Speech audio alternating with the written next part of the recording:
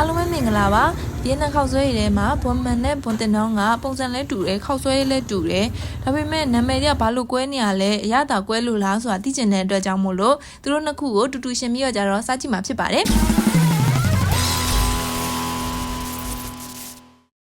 ဒါကတော့ဘွန်မန်ဖြစ်ပါတယ်သူ့ရဲ့ဘက်ကတော့မုံဟင်းကားဘက်ပဲပေါ့နော်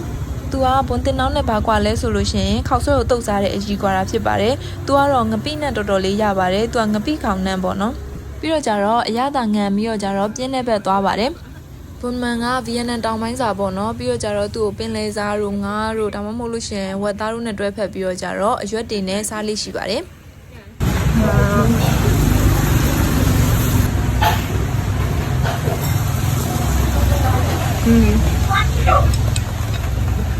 好玩，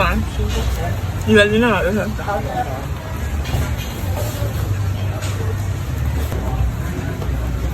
我前面在办，老弟呢还在有钱。ဒါကတော့ဘွန်တင်နောင်းပဲဖြစ်ပါတယ်သူ့ရဲ့ဘက်ကလည်းမုံရင်းငါးဘက်ပဲပေါ့နော်သူကတော့ငပိနဲ့မနံဘူးငါးငယ်မြားကြီးချိုချိုလေးနဲ့အရသာရှိပြီးတော့じゃသူ့ရဲ့အရသာ balance ဖြစ်တယ်လို့ပြောရမယ်ပေါ့နော်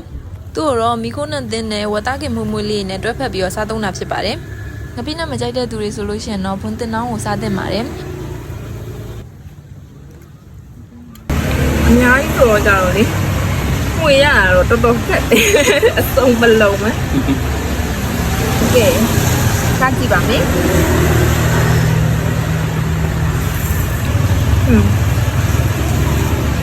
မပြီးမကြိုက်တဲ့သူတွေဆိုလို့ရှိရင်တော့ဒီဘန်တင်နောင်းစားပူကောင်းလိုက်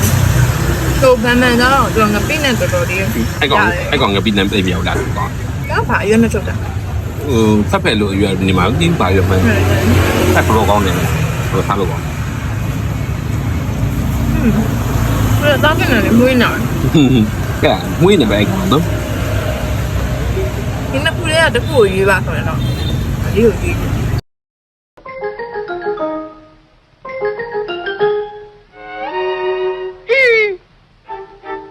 ဈေးလေးအကောင်15ပုတ်ပြတယ်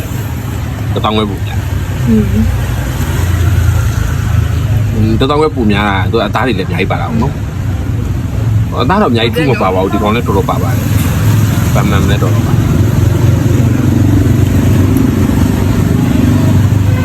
ညမှားလို့လည်းပတ်သားက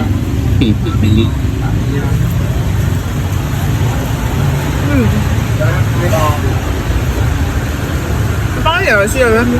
တော်ကောင်းတယ်ဘာသာပြန်နေရပါတန်းကင်မ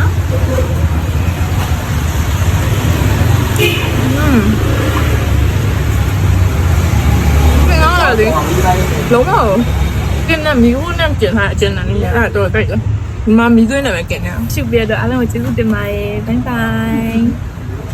Thank you all for watching this here